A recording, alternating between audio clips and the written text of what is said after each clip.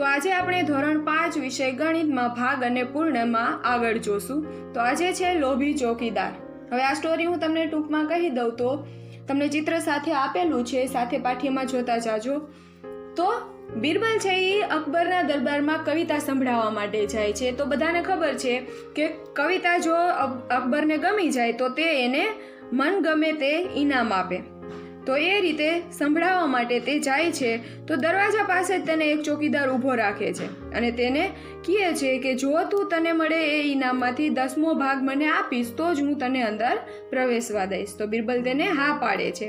હવે આગળ જાય છે એટલે બીજો દરવાજો હોય છે, ત્યાં પણ ચોકીદાર તેને રોકે છે અને કહે છે કે તને મળે એ ઇનામમાંથી જો તું મને 2 પંચમાંશ ભાગ આપે તો હું તને અંદર પ્રવેશવા દઉં.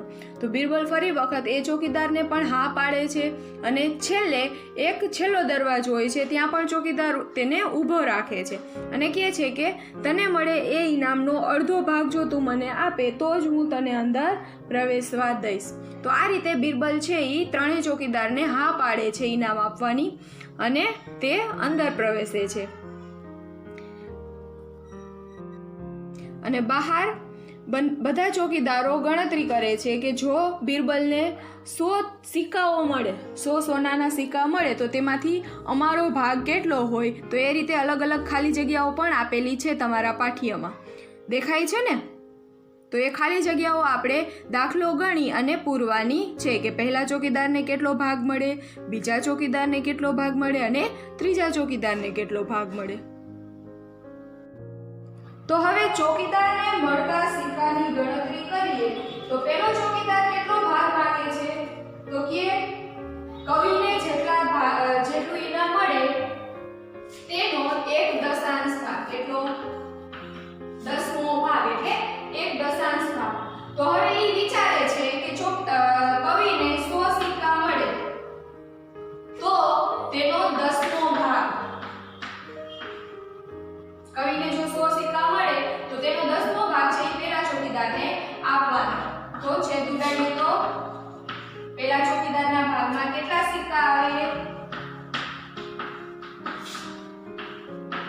મળે. તો પેલી ખાલી જગ્યામાં આવશે 10 સિક્કા મળે. હવે બીજો ચોકીદાર છે એ 2 પંચમાંશ ભાગ માંગે છે. તો ફરી વખત જો તેને 100 સિક્કાનું ઇનામ મળે તો તેનો 2 પંચમાંશ ભાગ બરાબર 2 × 4 40 સિક્કા મળે. બીજા ચોકીદારને 40 સિક્કા મળે એટલે બીજી ખાલી જગ્યામાં 40 આવશે. ત્યાર પછી કીધું છે કે છેલ્લો ચોકીદાર છે એ અડધો ભાગ માંગે છે. હવે એક હોય એમાંથી અડધો એને આપી દેવાનો.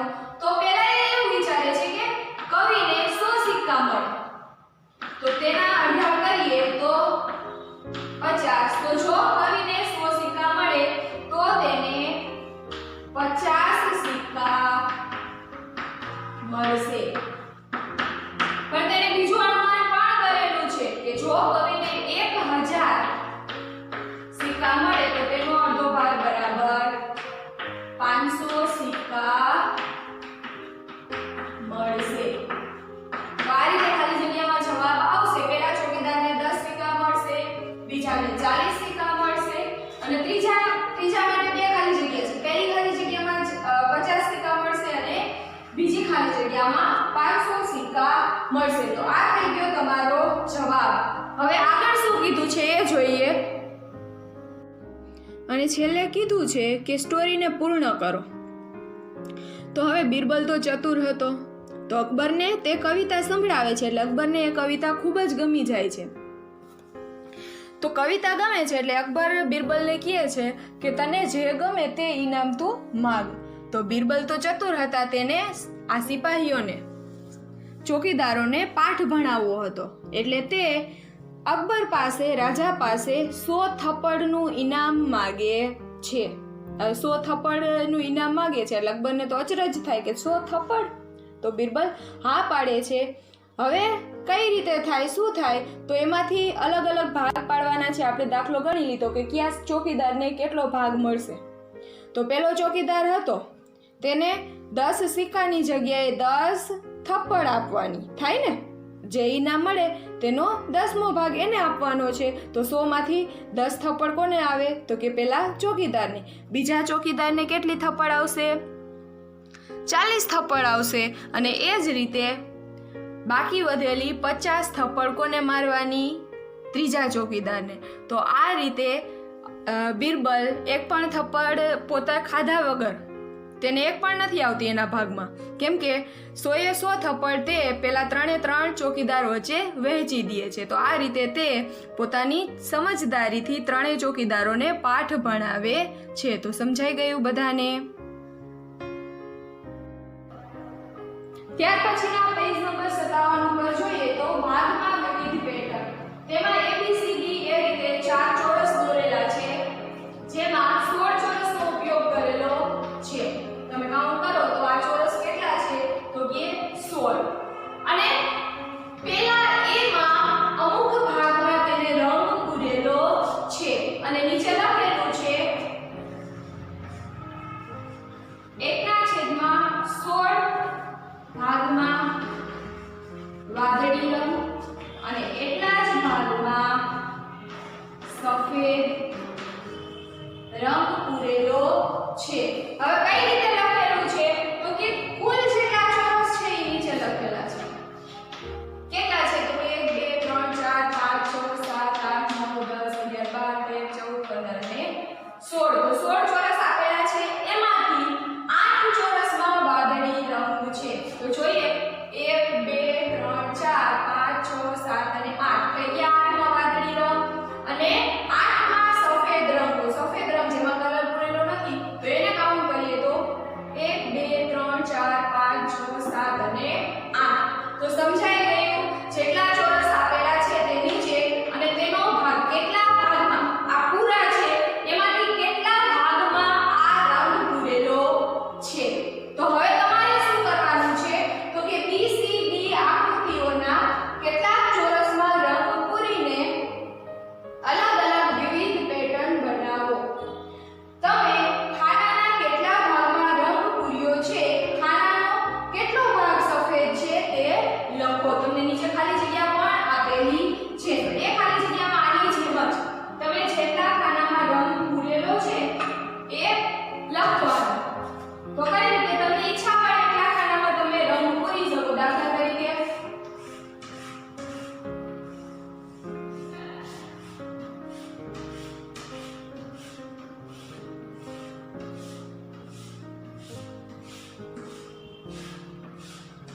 મારે આવી પેટર્ન બનાવવી હોય તો આ રીતે મેં રંગ પૂરી નાખ્યો છે.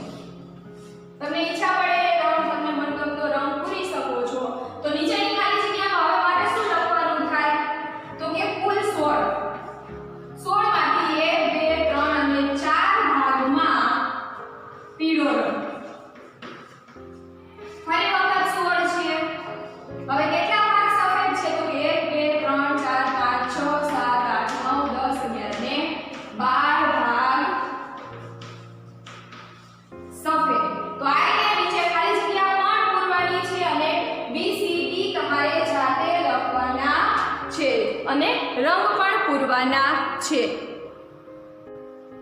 ત્યાર પછી નીચે બીજો પ્રશ્ન આપેલો છે કે આકૃતિ એને ફરીથી જુઓ. ખાનામાં પૂરેલો રંગ. હવે તમને A B C અને D એ રીતે 4 ઓપ્શન આપેલા છે અને એમાં કીધું છે કે ખોટા જવાબ પર ખોટા એટલે કે ખોટાની નિશાની કરો. હવે આ 4 જવાબ છે ને એમાંથી એમ કીધું છે કે એક જવાબ જ ખોટો છે, બીજા 3 સાચા છે. હવે એક 8/16 હોય એવું તો કે દેખાતું નથી, પણ જો તમે આનું સાદું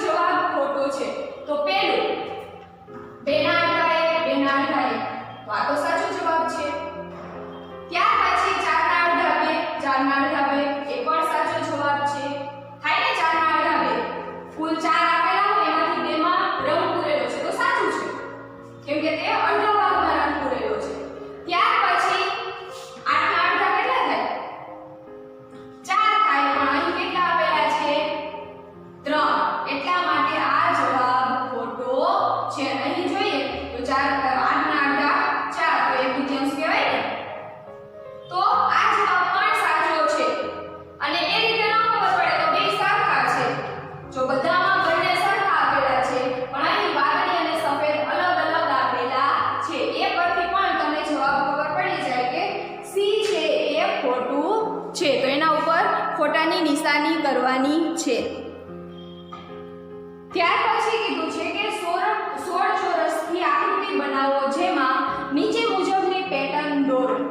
તો એ આપેલું છે કે 2/8માં લાલ, 1/2માં પીળો અને 1/4માં લીલો રંગ પૂરવાનો છે। હવે આમાં તો તમને એ આપેલું હતું એમાં એમ કીધું કે આ 16 માંથી 8 ભાગમાં તમારે વાદળી રંગ પૂરવાનો ને એ રીતે કહી દીધું, પણ આમાં તો શું કીધું છે 8 છે, અમુકમાં 8 ખાના દીધા છે, અમુકમાં બીજો ભાગ છે, અમુકમાં ચોથો ભાગ છે। તો હવે આને તમારે સરળ બનાવી લખાય પહેલા બધાના છેદમાં 16 લઈ લેવાય। કેટલા 16 કેમ કે કેટલા ચોરસનો ઉપયોગ કરવાનો છે આપણે 16। આવું જ ચિત્ર દોરવાનું થાય, પણ આમાં રંગ અલગ અલગ રીતે પૂરવાનો। કઈ રીતે? તો 2/8 ભાગમાં લાલ રંગ, તો હવે આ 2/8 કીધા છે એને આપણે છેદમાં 8 ની જગ્યાએ 16 લેવા પડે, તો કેટલા વડે ગુણવા પડે 8 × 16, તો અંશને પણ 2 વડે ગુણવાના, તો 2 × 4 અને 8 × 16, તો 16 માંથી તમારે કેટલા ચોરસમાં લાલ રંગ પૂરવાનો થાય? તો કે કોઈ પણ 4 ચોરસમાં તમારે લાલ રંગ પૂરવાનો છે। સમજાય? 2/8માં તમને ન સમજાય કે કઈ રીતે પૂરવાનું છે, તો આ રીતે છેદ 16 લઈ અને તમારે કરી નાખવાનું। જેટલા અંક વડે તમે છેદને ગુણો છો એટલા જ અંક વડે તમારે અંશને પણ ગુણવાનો થાય। એ જ રીતે 1/2 એટલે અડધા થાય, જો એ પણ ન ખબર પડે તો એને પણ છેદ આપણે સરખા કરી નાખી 16, તો અહીં 16 લેવા માટે કેટલા વડે 2 ને 8 વડે, તો ઉપર પણ 8 થઈ ગયા ને 8, 16 ના અડધા 2 ના અડધા 1, તો 8 ભાગમાં 8 ચોરસમાં તમારે પીળો રંગ પૂરવાનો થાય। એ જ રીતે 1/4 ચોથો ભાગ થાય, તો એ પણ ન ખબર પડે તો નીચે 16 લેવા છે, 4 ને કેટલા વડે ગુણવા પડે? તો કે ચોકે ચોકે 16, ઉપર પણ 4 વડે ગુણવાના, તો 4 × 4 અને 4 ચોકે ચોકે 16, તો 4 ભાગમાં તમારે 4 ચોરસમાં લીલો રંગ પૂરવાનો છે। સમજાઈ ગયું બધાને? તો આ રીતે બીજું આપેલું છે એમાં શું છે? તો કે 3/16 આપેલા છે, 5/16 પણ 16 છે, આ વાદળી અને લાલ। ત્યાર પછી 1/2 નું તો આપણે કરેલું છે, કેટલા ભાગ થાય 8 ચોરસમાં પીળો રંગ આવશે। તો સમજાઈ ગયું? 16 ચોરસનો ઉપયોગ કરી આકૃતિ બનાવવાની છે અને આ રીતે રંગ પૂરવાના છે। તો ત્યાર પછીના પેજ ઉપર રામુનું શાકભાજીનું ખેતર। હવે ખેતર છે એને 9 ભાગમાં ડિવાઈડ કરેલું છે, 9 ભાગ પાડેલા છે, તેના અલગ અલગ ભાગમાં અલગ અલગ શાકભાજી વાવે છે। તો કે એક ભાગમાં મરચા વાવે, બટાકા 2 ભાગમાં છે, ટમેટા 3 ભાગમાં છે, રીંગણ 2 ભાગમાં છે અને એક ભાગમાં પાલક વાવે છે। હવે એના ઉપરથી તમને પ્રશ્ન પૂછેલા છે, તો રામુના શાકભાજીના ખેતરના 9 સરખા ભાગ કરેલા છે, તે તેના ખેતરમાં કઈ કઈ શાકભાજીઓ ઉગાડે છે? તો પહેલો પ્રશ્ન છે કે તે તેના ખેતરમાં કઈ કઈ શાકભાજી ઉગાડે? તો રામુ પોતાના ખેતરમાં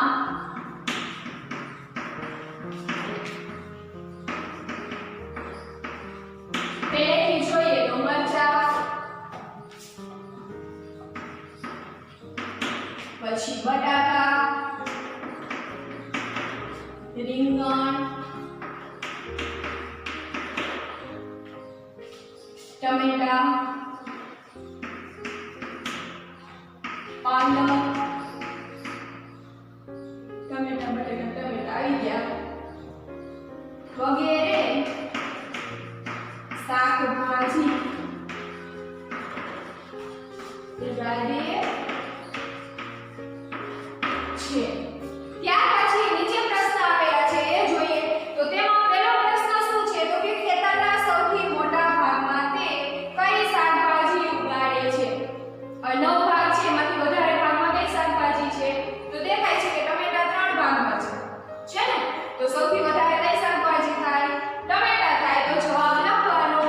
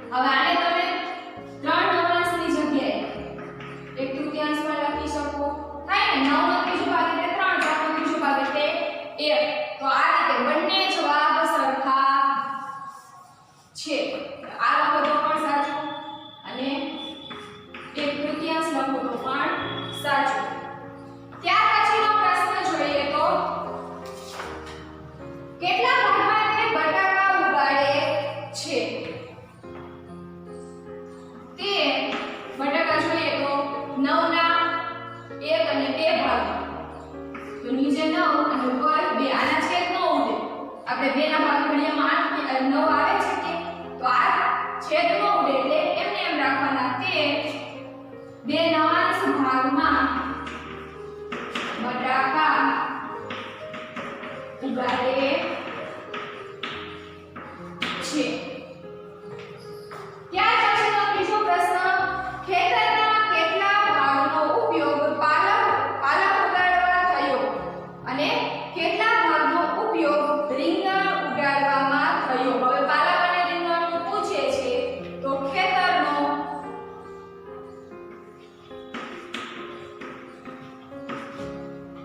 પાલક માટે જોઈએ તો એક જ આપેલું છે, 1 નવાંશ ભાગનો ઉપયોગ પાલક ઉગાડવા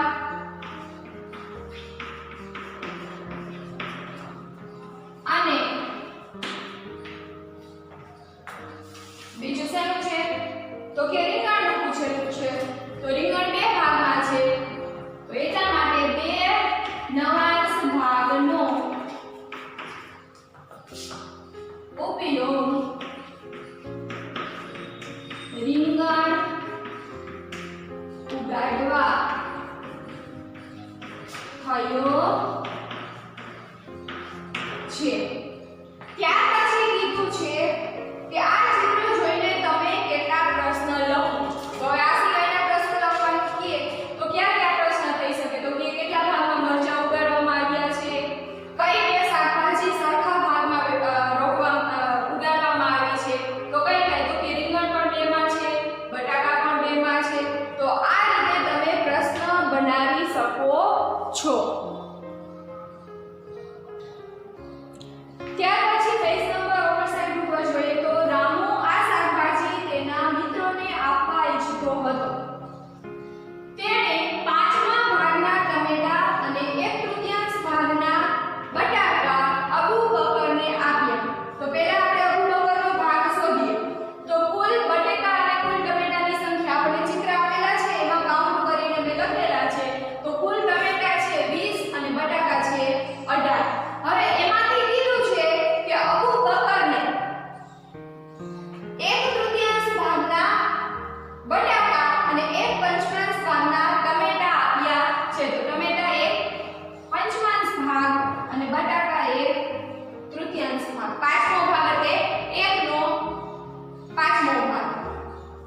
તો એ રીતે હવે કુલ સંખ્યામાંથી તેનો ભાગ જોઈએ તો ટમેટાની કુલ સંખ્યા કેટલી છે 20. તો 20 નો 5મો ભાગ એટલે ભાગ ઉડાડીએ 4 ટમેટા.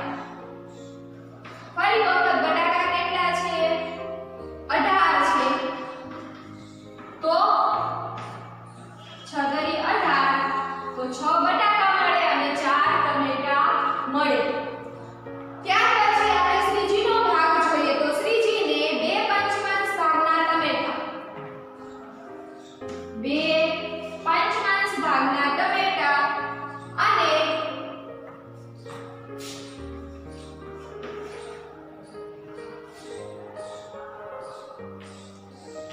3/5 ભાગના બટાકા મળ્યા. તો હવે તેનો ભાગ શોધીએ તો 2/5 કેલા તો કે ટમેટાની કુલ સંખ્યા 20 છે.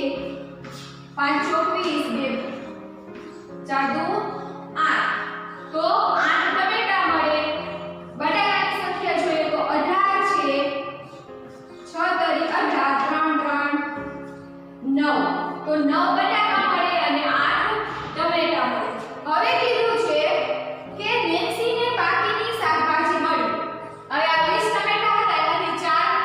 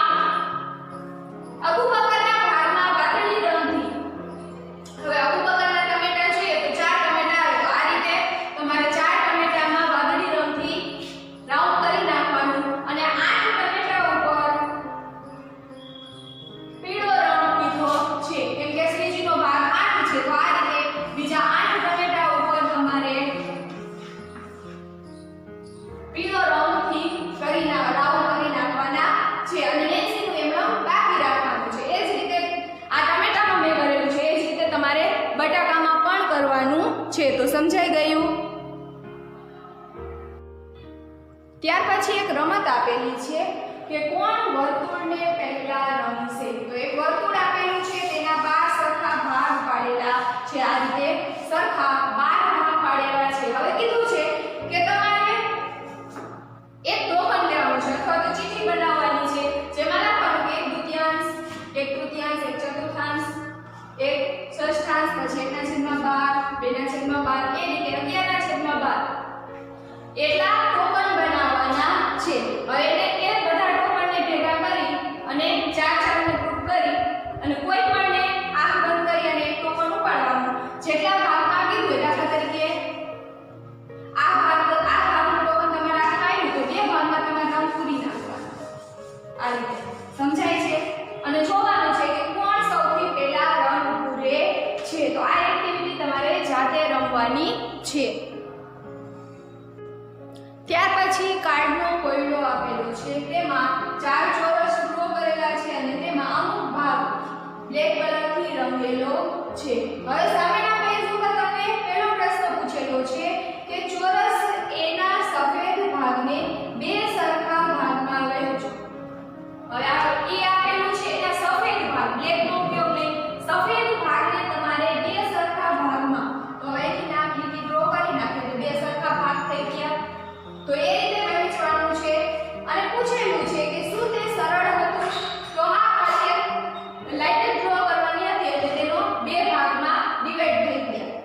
ત્યાર પછી બી કીધું છે, બીજો પ્રશ્ન છે કે ચોરસ બી ના સફેદ ભાગને 3 સરખા ભાગમાં વહેંચો. તો હવે કીધું છે કે આ સફેદ છે તેને 3 ભાગ કરવાના. તો એ પણ સરળ છે, થઈ જાય ને, 1, 2 અને 3. તો કીધું છે તે પણ ખૂબ જ સરળ છે, ખરું ને. હવે ત્રીજો પ્રશ્ન જુઓ. ત્રીજા પ્રશ્નમાં શું છે તો કે ચોરસ C ના સફેદ ભાગને 4 સરખા ભાગમાં વહેંચો. હવે એક ભાગ તો આપેલો છે. હવે આના 4 સરખા ભાગ કઈ રીતે પાડવાના.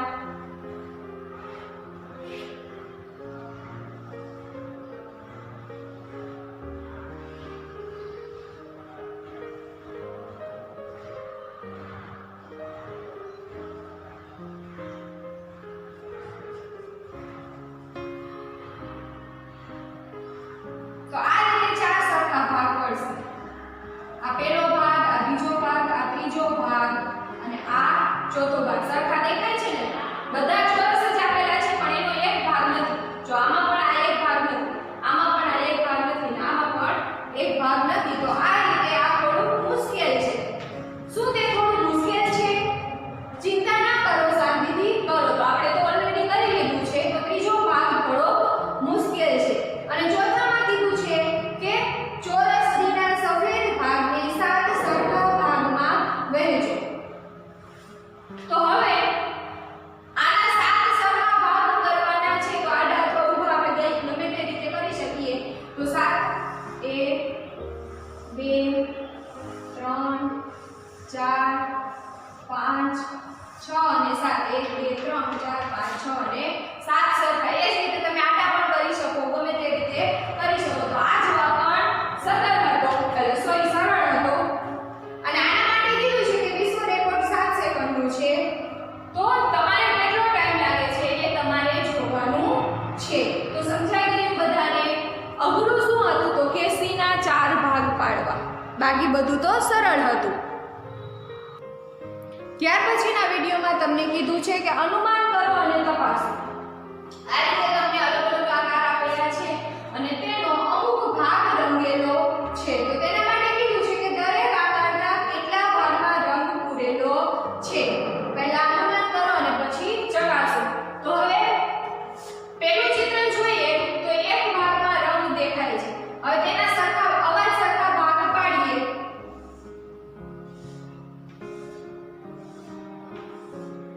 તો આ રીતે કુલ કેટલા ભાગ છે તો કે 1 2 3 4 5 6 7 અને 8. તો કુલ 8 ભાગમાંથી કેટલા ભાગમાં? એક ભાગમાં રંગ પૂરેલો છે. તો જવાબ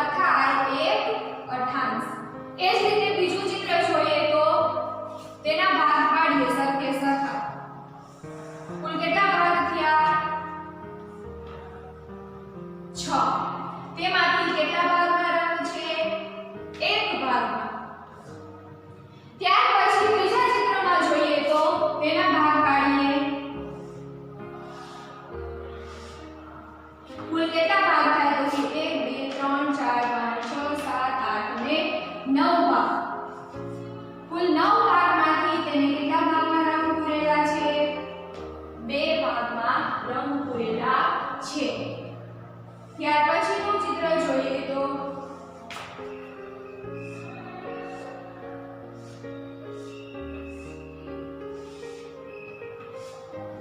કુલ કેટલા ચોરસ દેખાય છે તો કે 1 2 3 4 5 6 7 8 9 આ બે છે 10 11 12 13 14 અને 15 તો કુલ 15 ચોરસ આપેલા છે તેમાંથી 1 2 3 અને 4 ચોરસમાં એટલે કે 4 ભાગમાં તેને રંગ પૂરેલો છે તો આ રીતે ચિત્ર આપેલા છે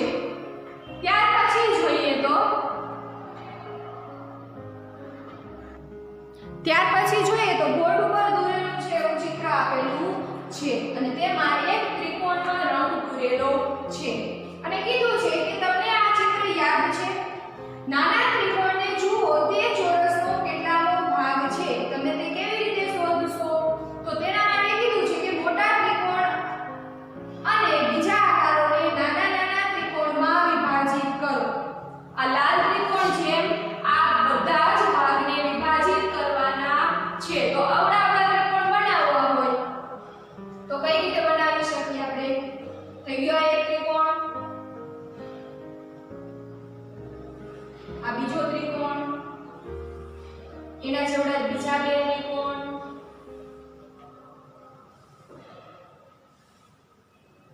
થઈ ગઈ સરખી આકૃતિ